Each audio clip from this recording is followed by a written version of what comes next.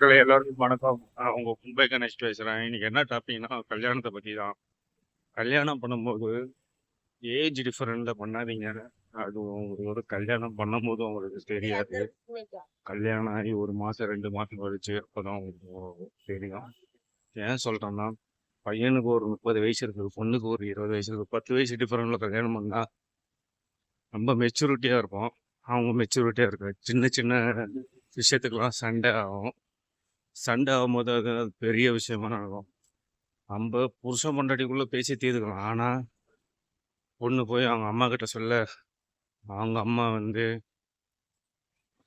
அவங்க அம்மா ஏத்தி விட, நம்ம இந்த மாதிரி இந்த காலத்துல பாதி டிவைஸ் ஆகுறதே அவங்க அம்மாவால தான்.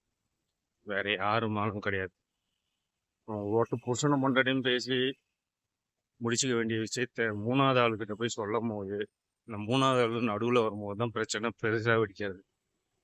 அதனால நான் என்ன சொல்றேன்னா, என்ன சண்டை பண்ணாலும் புருஷனும் பொண்டாட்டியும் ஒண்ணா உட்காந்து பேசி ஒரு முடிவு எடுத்து, அதுக்கு முடிவு எடுக்கும் போது இந்த பிரச்சனை சால்வ் ஆகிடும். 3வது ஆள் அந்த பிரச்சனையில மூக்கு நுழைச்சா அது கடைசியா டிவைஸ்ல தான் போய் முடியும். இது என்னோட கருத்து. உங்களுக்கு பிடிச்சிருந்தா லைக் பண்ணுங்க, சப்ஸ்கிரிப்ஷன் பண்ணுங்க, ஷேர் பண்ணுங்க, கமெண்ட் பண்ணுங்க. பாய்.